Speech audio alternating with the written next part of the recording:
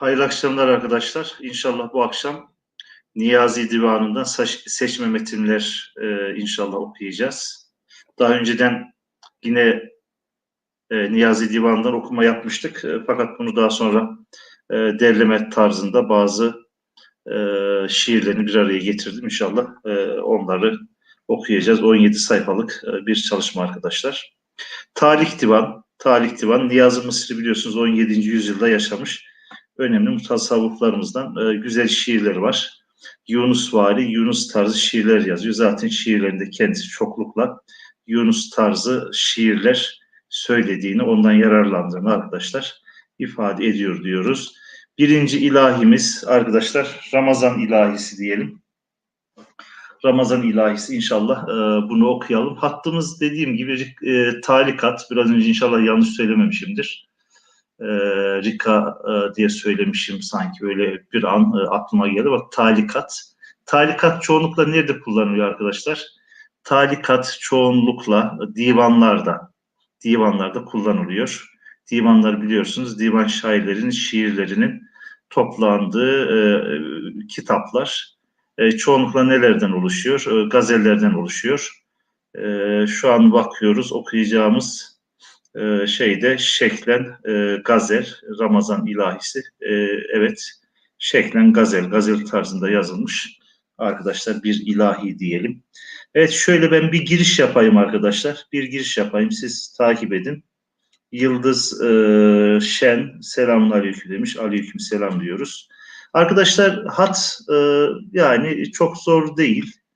Bazen farklı hatlarda okuma yaptığımız zaman böyle biraz göz yadırgaması oluyor. Fakat bir iki satır veya bir ilahi okuduktan sonra gözümüz alışır diye düşünüyorum. Ben bir okuma yapayım. İlk iki beyt arkadaşlar ben okuyayım.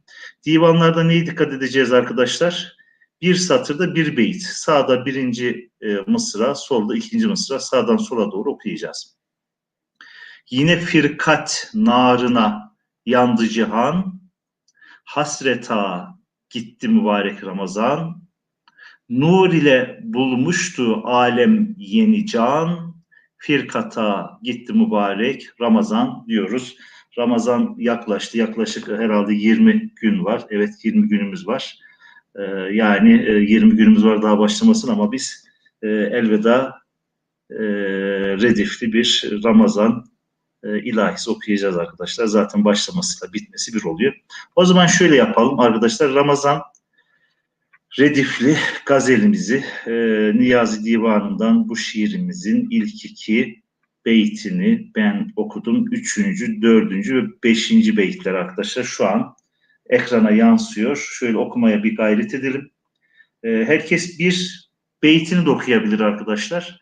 Yani şöyle üçüncü, dördüncü, beşinci beytini okuyalım ve içinden seçtiğimiz bir beyti inşallah mesaj kısmından yazalım. Buyurun bismillah diyoruz. Şöyle 2 dakika yeter diye düşünüyorum arkadaşlar. Buyurun.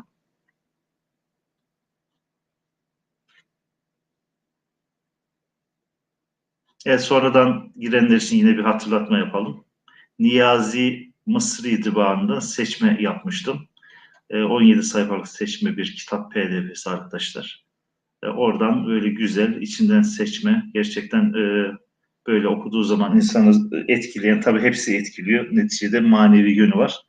Fakat kendimce hoşuma giden bazı şiirleri 17 sayfalık bir PDF şeklinde arkadaşlar oluşturdum. Evet hattımız ne arkadaşlar? Hattımız talikat ve okuduğumuz bu ilahi diyelim ilahimizde gazel formunda yazılmış bir şiir arkadaşlar. Ramazan redifli gazelimiz diyelim. Birinci, ikinci beyitleri ben okudum. Şöyle Cemile Hanım yazdı. Fakat 3, 4 ve beşinci beyitler dedim. Çünkü belki geç girdiniz.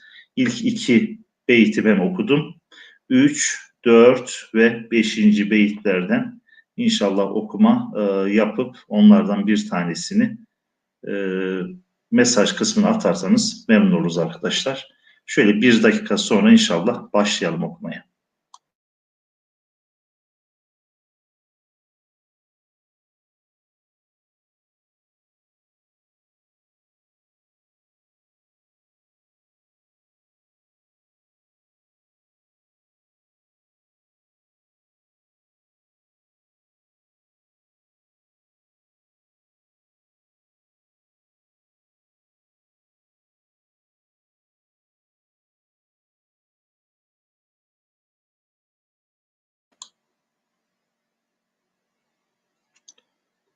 Evet arkadaşlar, hat güzel. Yani okuması son derece kolay. Belki bizim gözümüz alıştığından dolayı bize kolay geliyor. Daha önceden ne kadar talik okudunuz bilmiyoruz. Tabii bu öyle gözü çok da zorlayacak, yoracak tarzda bir talik değil arkadaşlar. Talikatı başka nerede kullanıyoruz? Divanı dışında talikatlar arkadaşlar kitabelerde çoklukla kullanılmış bir hat. Mezar taşlarında, cami kitabelerinde çoklukla kullanılmış hatların başında geliyor arkadaşlar talikat.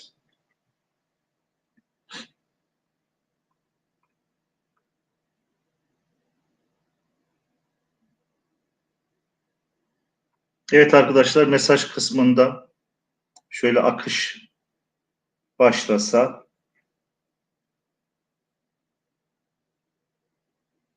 üçüncü, dördüncü veya beşinci beyitlerden bir tanesini arkadaşlar yazmamız yeterli.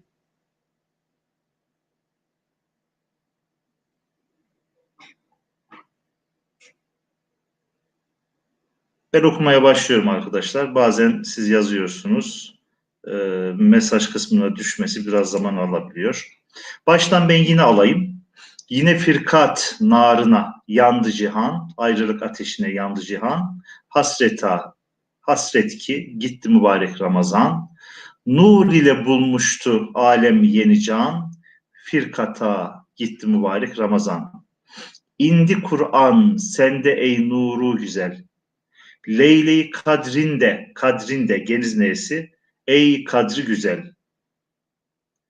Gitti ey tehlilü tekbir, tekbiri güzel. Bir daha okuyorum. Gitti ey tehlilü tekbiri güzel. Elveda gitti mübarek Ramazan. Gahi tesbihü senavü zikrile.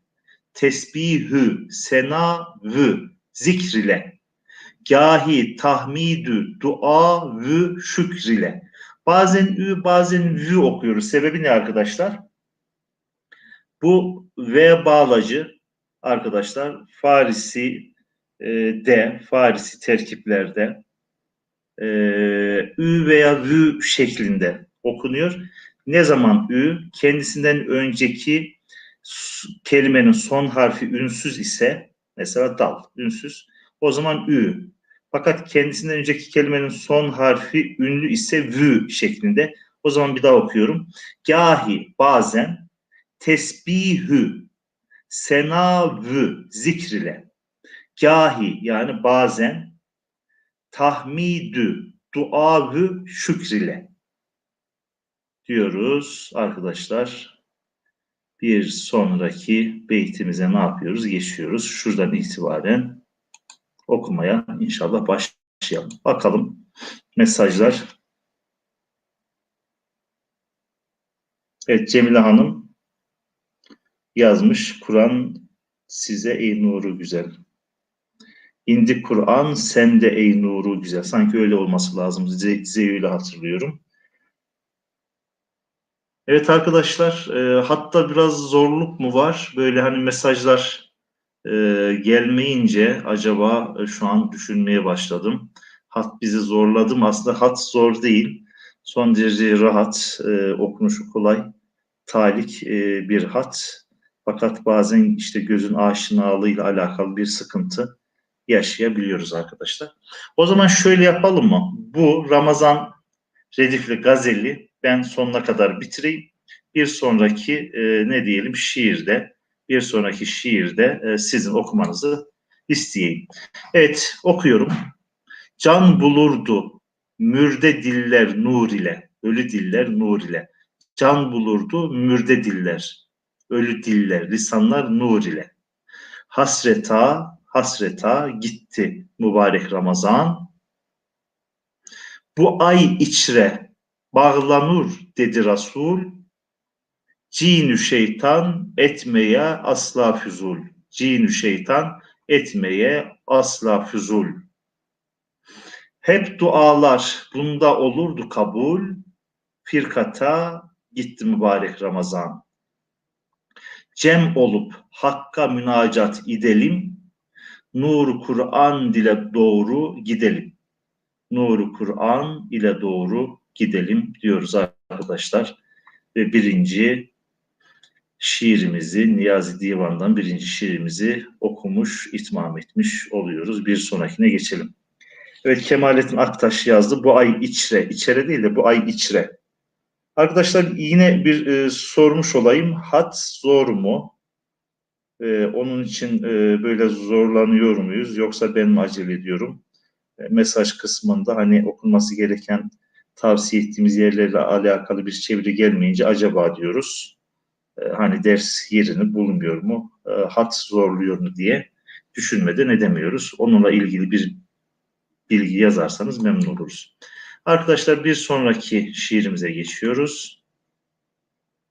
Şöyle biraz büyütelim. Küçültelim. Çünkü sağlı sol okuyacağız arkadaşlar. Arkadaşlar okurken dediğim gibi sağda birinci mısra, solda ikinci mısra. Yani bir satır, bir beyitten oluşuyor arkadaşlar.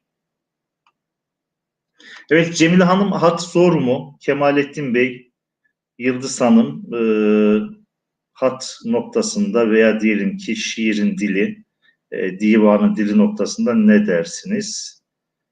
Ben mi biraz acele ediyorum, hızlı gidiyorum? O hıza yetişme durumu mu var? Yoksa hat biraz gözü zorluyor mu?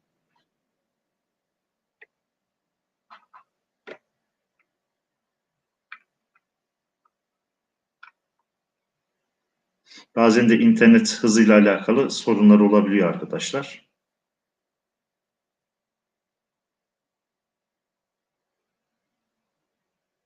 Evet, ikinci şiirimizin de girişini ben okuyayım arkadaşlar. Ayağı tozunu sürme çekelden gözüme canım. Ayağın tozunu sürme çekelden gözüme canım. Görünür oldu. Evet, görünür oldu. Sırgahı. O şekilde mi okuyoruz? Yanlış mı okudum arkadaşlar? Gözüme veçi cananım. Görünür oldu hergahi gözüme veçi cananım. Hergahı, her yeri. Şunu H diye okusak. Çünkü S olması için arkadaşlar burada ben de ne yaptım? Şöyle bir durakladım. Hergahı gözüme veçi cananım. Evet, bir daha okuyorum. Ayağı tozunu sürme çekelden gözüme canım. Görünür oldu hergahı. Çünkü şurada H diye okuyunca şurada H diye okumak durumundayız. Biraz S başlı olunca biraz da aşağı doğru sarkıyordu. Burada biraz hafiften çizmişler. Onun için ilk acaba dedim sır mı diye. Ama sinin şurada görüyorsunuz dişi iki tane. Görünür oldu hergahı, her yeri gözüme Bekçi Canan'ım. Evet arkadaşlar o şekilde okumuş olduk. Evet, Kemalettin Aktaş hat güzeldi. Hocam ben okuyamıyorum demiş. O zaman şöyle yapalım mı? Şöyle yapalım. Bu şiiri de ben okuyayım bir üçüncü. Şöyle yavaş yavaş hatta okuyayım. Ayağı tozunu sürme çekelden gözüme canım. Görünür oldu hergahı her yeri gözüme veçi cananım. Veçi cananım. Cananımı veçi yüzü. Niçin sevmeye can anı? Niçin sevmeye can anı ki anda buldu cananı? Bir daha okuyorum. Niçin? Şurada arkadaşlar elbette baskıdan dolayı bazı sıkıntıları var. Ama o şeylere, sıkıntılı yerlere takılmayacağız. Niçin? Yani ne için sevmeye can anı onu? Ki anda buldu cananı, orada buldu cananı veya onda buldu cananı. Yıkıldı kal'ayı fikrim, fikir kalem. Yıkıldı kal'ayı fikrim, yapıldı dinim imanım. Yıkıldı kal'ayı fikrim, fikir kalem. Şahsi düşüncem, yapıldı dinim imanım. Çünkü bildim veçhi cananı, kamuda sezdim Allah'ı. Her şeyde sezdim Allah'ı. Bir daha okuyorum. Çünkü bildim veçi cananı kamuda. Arkadaşlar kaf, mim, kamu bütün alem, kamu alem diyoruz ya, bütün yaratılmışlar manasına. Kamuda sezdim Allah'ı, yani bütün kainatın her bir zerresinde, her bir varlıkta, masivada Allah'ın varlığını sezdim, onun isim ve sıfatlarını okudum, gördüm. Fenayim hakta Allah'ı ne bilem kaldı ne daim. Bir daha okuyorum. Fenayim hakta vallahi. Biraz önce şey mi okudum? Şu V'yi geçtim mi? Fenayim hakta vallahi yemin ediyor. Fenayim yani son bulacağım, faniyim. Hakta vallahi yani hakta fani oldum. Vallahi yani fena fil makamı na eriştim manasında Allahu alem. Fenayim hakta vallahi ne bilem kaldı ne daim. Aşağı beyti iniyorum arkadaşlar. Ki bildim cümle hak imiş. Arada gayrı yok imiş. Bir daha okuyorum. Şurada arkadaşlar harflerin bitişmesinde böyle silik yerler var. Oralara takılmayalım. Ki bildim cümle hak imiş. Arada gayrı, R silinmiş arkadaşlar. Arada gayrı yok imiş.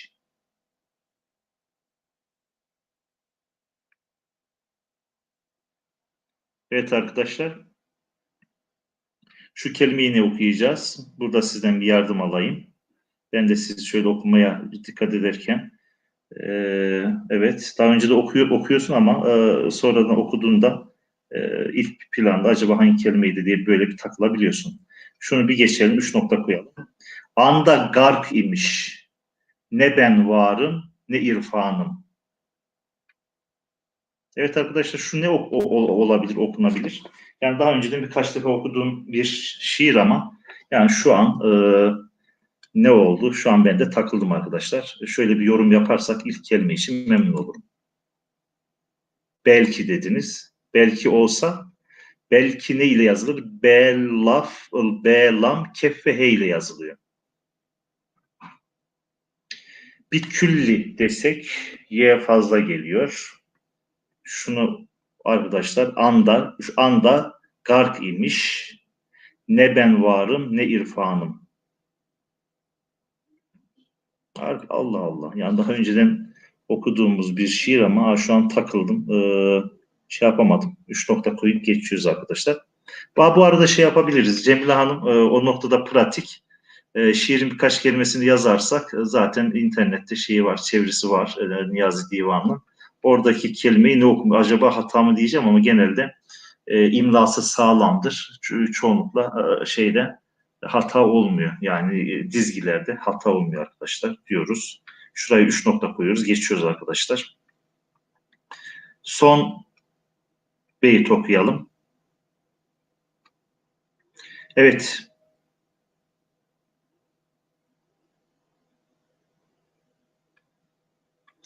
Evet.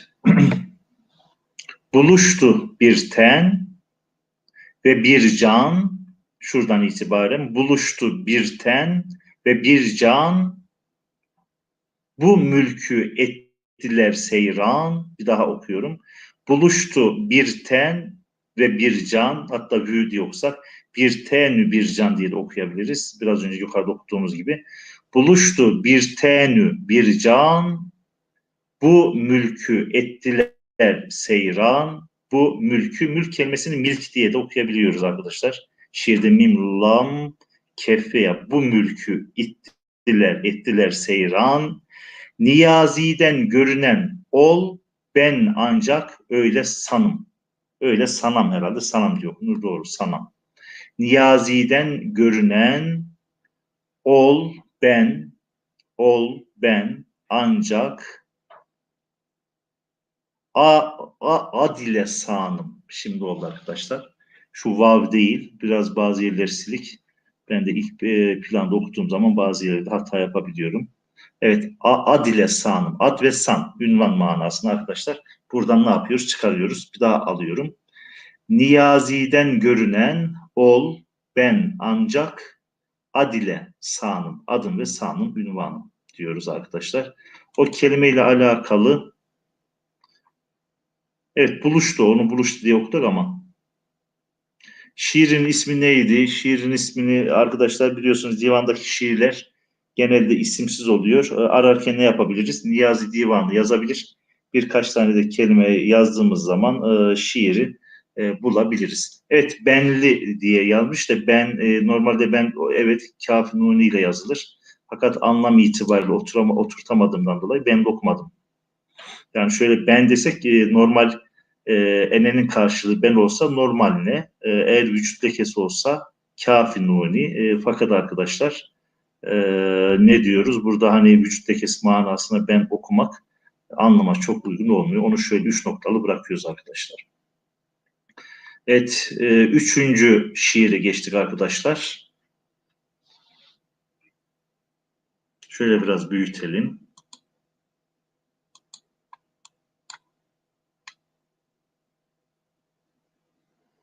Arkadaşlar buna ben başlamayacağım. Buna başlamayacağım. Şöyle, ilk beyit biraz zorlansak da okuyabildiğimiz kadar, bir kelime de olsa, iki kelime de olsa okuyabildiğimiz kadar okuyalım ve yazalım arkadaşlar.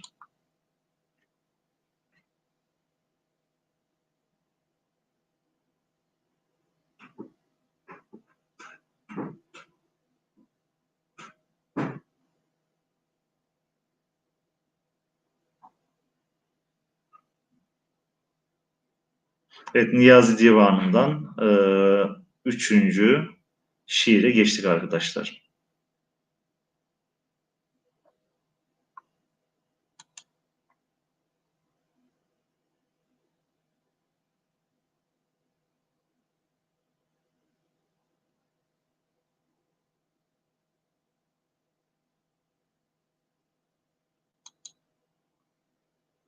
Evet, başta ne var arkadaşlar? Bir fiil var. Bir fiil ile başlıyor.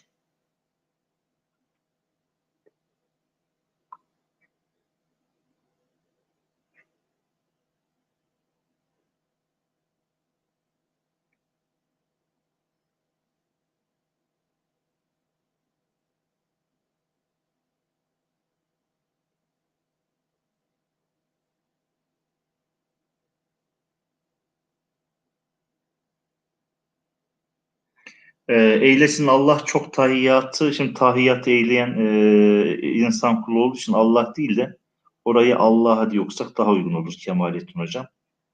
Tamam, güzel. Eylesin Allah'a çok tahiyyatı.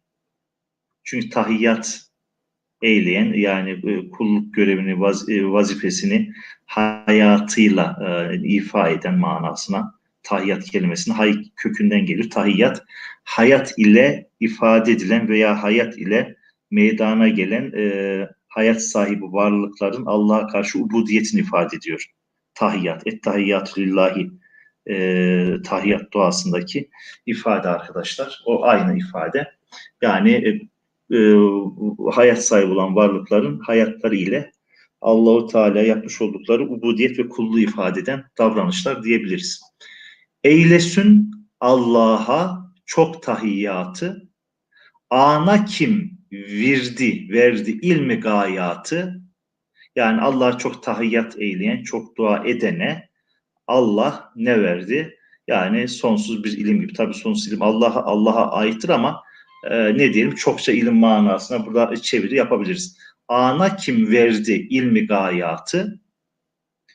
Gizli sultandır. Arkadaşlar şu 3 noktayı görmeyeceğiz. Bu 3 nokta bazen sinlerde ve bazen uzun yazılan, ne diyelim ki B gibi, Y gibi kelimelerin altına süsleme maksadıyla konuluyor arkadaşlar.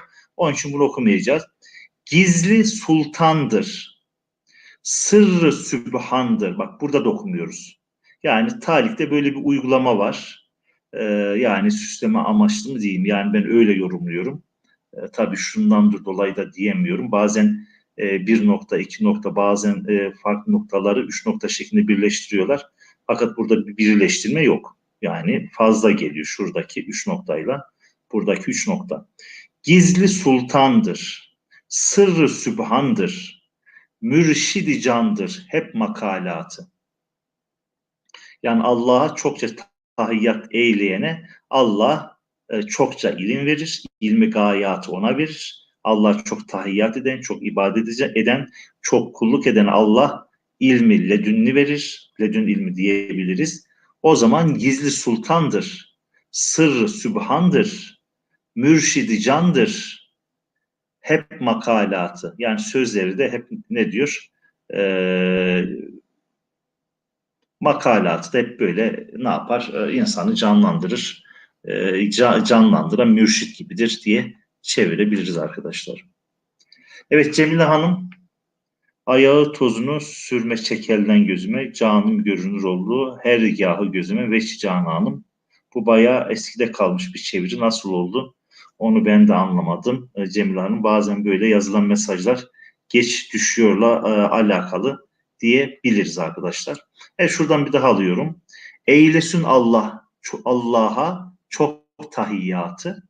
Ana kim verdi ilmi gayatı? Gizli sultandır, sırrı sübhandır, mürşidi candır, hep makalatı. Makalat sözleri manasına. Kutbu halayık, bahri hakayık. Halayık yaratılmışların kutbu. Bahri hakayık, hakikatlerin denizi. Yani Allah'a çokça tahiyyat eyleyene Allah ilmi ledünni verir. O gizli bir sultan olur. Sübhan'ın sırrı olur. Canın, tenin mürşidi olur. Sözleri insanları irşad eder manasına burayı çeviriyoruz. İlmi ledüne sahip olan, tasavvuf açısından düşündüğümüz zaman ilmi gayat nedir? İlmi ledündür. O zaman ilmi ledün sahibi olan kutbu halayık. Halk kelimesinin çoğulu arkadaşlar. Kutbu halayık. Halkın kutbudur, yaratılmışların kutbudur. Bahri hakayık, hakikatlerin bahridir, denizidir. Ferdi camidir hep makamatı. Makam itibariyle de diyor, ne diyor? Ferdi camidir. Ferit makamındadır diyelim. Arkadaşlar bir sonraki beyte ne yapalım? Geçelim diyoruz ama bugün sanki tek taraflı ders işliyorum gibi. Evet Cemile Uçar, niçin sevmeyi can anı ki anda buldu cananı, yıkıldı kalayı fikrim, yapıldı dinim, imançı bildim ve cananı, kamuda sezim Allah'ı. Cemile Hanım bir önceki okumuş olduğumuz şiirin böyle çevirileri yeni geliyor. Ben de anlamadım nasıl oldu. Şu an görüyorum. Hani biraz önce de diyordum niye akmıyor. Böyle belki internetle alakalı bir sıkıntı olmuş. Yani şu an 5-6 dakika önce gelmesi gereken mesajları Cemile Hanım'da şu an görüyorum. Evet demek ki mesaj akışında arkadaşlar bir sıkıntı var. Onun için bazen yazmış olabiliyorsunuz. Benim gördüğüm alana düşmeyebiliyor diyoruz. Arkadaşlar şuradan devam ediyoruz. Ben okuyayım bugün biraz o şekilde devam edelim. Noktayı kibri göremez ama. Ama olan kibir noktasını göremez, büyüklük noktasını göremez. Gizlidir zira cümleden zatı. Gizlidir zira cümleden zatı. Kalbini keşşaf eylemiş şeffaf. Kalbini keşşaf eylemiş şeffaf. Görünür anda hep beriyatı. Görünür anda hep beriyatı. Hubbu canımda, sırrı zatımda. Bir daha okuyorum. Hubbu, sevgisi canımda, sırrı zatımda. Savar üstümde her beliyatı. Savar üstümde her beliyatı. Ey nice canlar, yanını bekler. Ey nice canlar, yanını bekler. Bulmadık derler bunda lezzatı. Lezzet kelimesini çoğul arkadaşlar.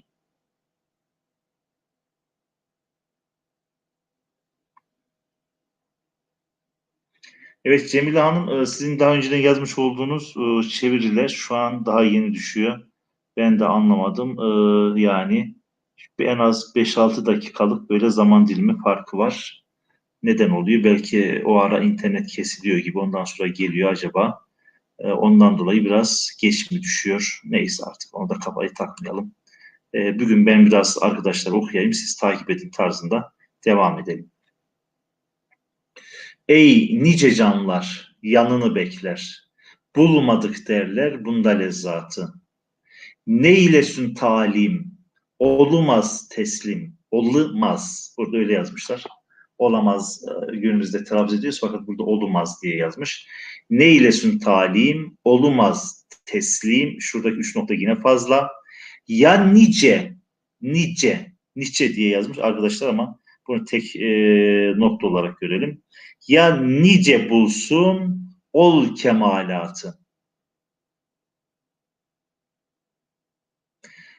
Mayenin zevkin, alımaz şol kim? Şo kimse ki mayanın zevkini alamaz. Şeyhi hak bilmez, yok riayatı. Şeyhi hak bilmez, yok riayatı diyoruz ve bir sonraki arkadaşlar ilahiye geçiyoruz. Evet, son ilahimiz diyelim.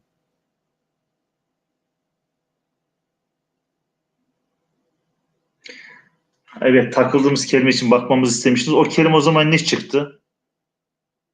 B ile buluştan önceki kelime miydi arkadaşlar? Bakalım. Ha bekülle anda. Şimdi oldu. Bekülli.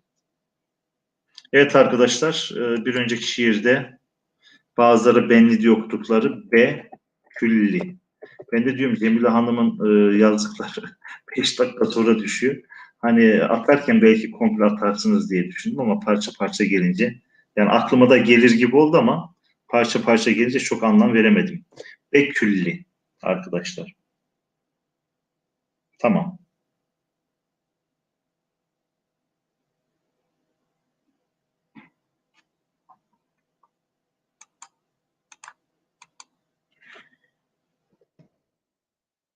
Mesaj kısmında bir sıkıntı var gibi. Onun için 3 nokta attım da orada herhalde tamam sıkıntı yok.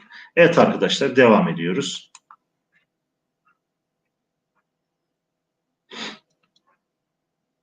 Burada şöyle ben biraz duraklayayım arkadaşlar. Birinci o zaman beyti ben okuyayım. İkinci beyti size verelim. Dime kim hakkı sende mevcut ola ya bende. Dime kim, deme kim, demek ki hakkı sende mevcut ola ya bende. Ne sendedir ne bende sığmaz ol bir mekanda. Bir daha okuyorum.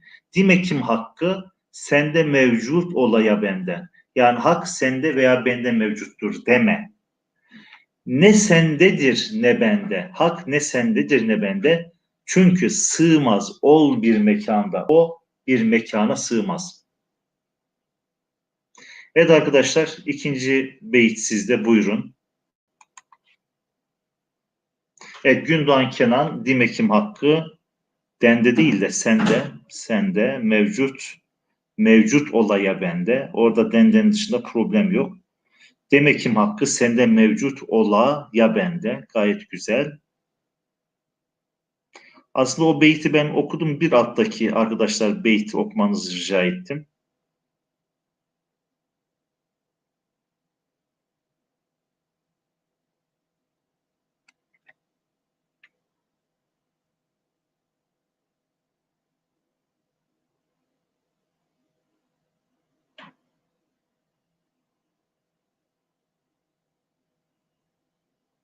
Evet arkadaşlar bekliyorum. İkinci beyti okumanızı ve aşağıya mesaj kısmına yazmanızı rica ediyoruz.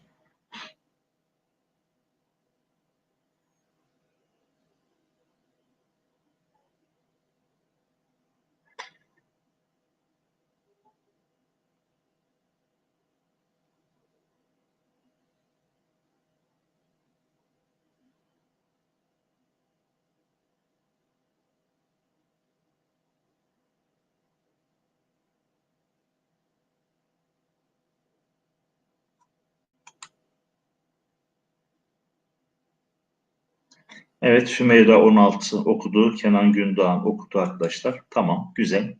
Mekanı bir mekandır. Onun mekanı mekansızlıktır. Nişanı bir nişandır. Zuhur iden yine ol mekanda, ol zamanda. Bir daha alıyorum. Mekanı bir mekandır. Mekansızlıktır.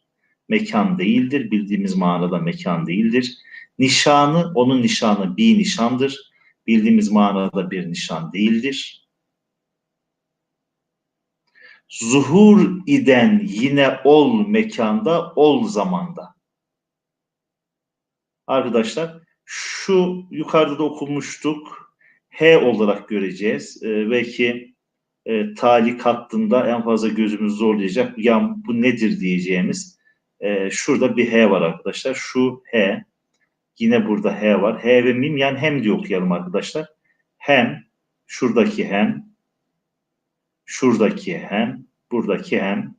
Rika'nın H'leri arkadaşlar böyle farklı farklı karşımıza çıkıyor. Bazen gözü aldatabiliyor fakat H mim, H mim arkadaşlar. Burada 4 tane hem var. Şu baştaki ne diyelim virgül tarzı şekli H olarak ne yapacağız göreceğiz. Çok zor değil. Yarısını ben okuduğum gibi arkadaşlar. Hem'i okuduktan sonra gerisi kolay. İnşallah. 3. beyti okuyun. Buyurun. Takip ediyorum mesaj kısmından.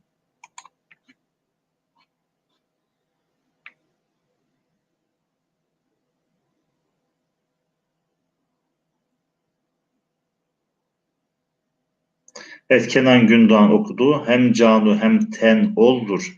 Hem sen hem ben oldur. Bakalım. Hemen sizin okuduğunuzdan okudum. Şuradan bakalım. Hem canu hem ten oldur. Hem sen ü hem ben oldur. Gayet güzel. Hem canü hem ten. Can ve ten. Ruh ve beden. Arkadaşlar canü ten. Can, ruh, ten, beden. Hem canü hem ten oldur.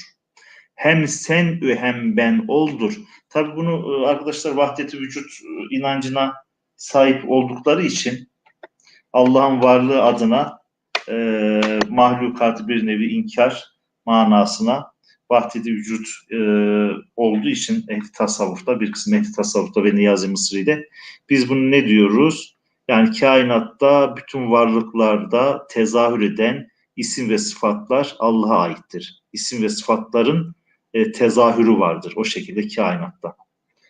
Evet, şurayı okuyalım. Cümle görünen oldur uzakta vü yakında. Cümle görünen oldur. Yani bu cümle görünen derken tabii vahdeti vücut gibi biz değerlendirmiyoruz. Ne diyoruz? Bütün kainatta yaratılmış olan mahlukatta isim ve sıfatlarıyla tecelli eden, mahlukatı var eden kimdir? Allah'tır. Hani Sultan Murad'ın bir şiir var. Çok hoşuma gidiyor. Okumanızı tavsiye ederim. Şiir nasıl başlıyordu? Alem senden tolu ya Rab, velakin bir mekansın sen. Yani Sultan 3. Murad'ın divanı var. Çok güzel şiirleri var. İlk dizeyi net hatırlıyorum. Şimdi öbürlerine şu an zihnimi çok zorlamam lazım. Hatırlayamıyorum. Fakat birinci dizesi bu şekilde. Mekan senden dolu ya Rab. Mekan senle dolu ya Rab demiyor. Orada bir incelik var. Mekan senden dolu ya Rab, dolu ya Rab. Velakin bir mekansın sen. Yani mekanın var olması sana bağlı, senin vücuduna bağlı, senin varlığına bağlı, senin isim ve sıfatlarınla kaim, senin isim ve sıfatların tezahür ve tecelli ediyor. Fakat sen mekansızsın. Yani herhangi bir mekan senin için mevcut değil. Çünkü sen mekansızsın. Yani mekandan ve zamandan münezzehiyet inancı arkadaşlar. Evet, şurayı okuyorum. Bir alttaki. Evet, Kenan Gündoğan okudu.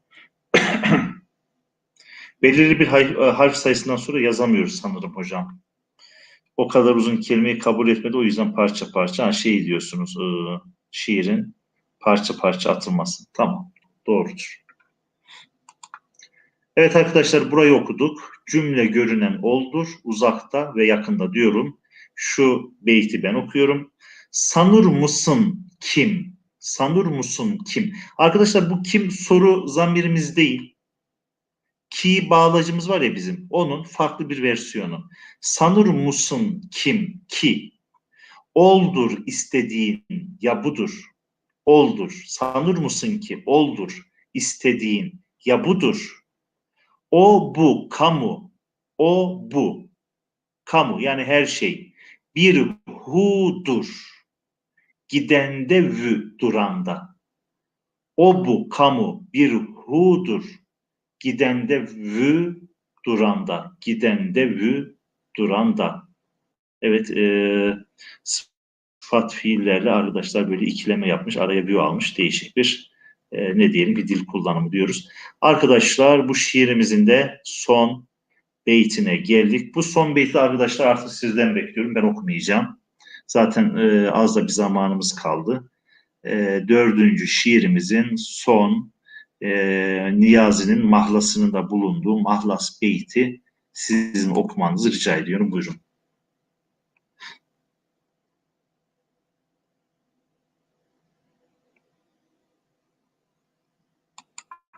Evet arkadaşlar şey kolay, dili kolay.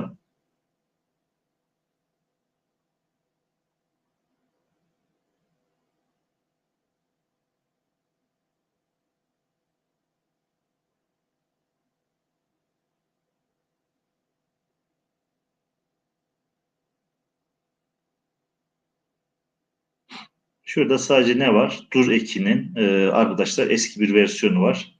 Durur şeklinde. Şu anki bizim kullandığımız dur ekinin durur şekli var. Şu an kullanmadığımız şekli. Sadece orayı söylemiş olayım.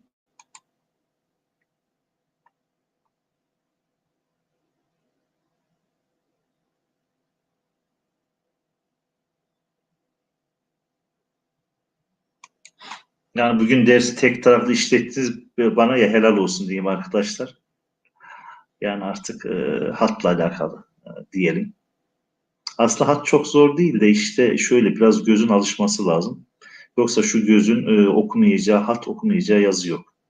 Yani çivi yazısını bu gözler söktükten sonra insanoğlu veya hieroglif yazıyı söktükten veya Amerika'ya gidelim Mayaların o resim yazılarını söktükten sonra veya Çinlilerin o eski Çin alfabesi şu anki biraz daha kolaylaştırılmış 40-50 bin şekilden oluşan Çin alfabesini yazısını söktükten sonra yani şu yazılar elbette çözülmeyecek yazılar hatlar değil arkadaşlar.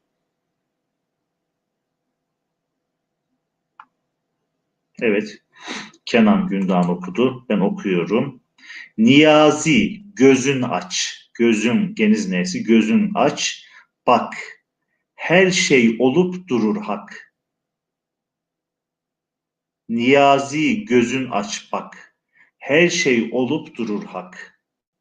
Sanma anı kim ola nihanda vü ayanda gizli ve açıkta. Sanma anı kim ola nihanda vü ayanda. Yani her yaratılmışta, her kainde, kainatın umumunda tecelli eden Allah-u Teala'nın isimleri ve sıfatlarıdır. İsim ve sıfatının tecellisidir. Her bir varlık onun isim ve tecellisinin bir cilvesidir diyoruz arkadaşlar. İnşallah bugün de dersimizi burada ikmal etmiş oluyoruz. İnşallah önümüzdeki hafta yeni bir kitapta, evet yeni bir derste buluşmak üzere. Allah'a emanet olun diyorum. Cemile Hanım da şey yapmış, bir ikon atmış. Yani bugün gerçekten öyle oldu. Dersi biraz tek taraflı işledik gibi oldu. Bilemiyoruz. Bazen oluyor yani.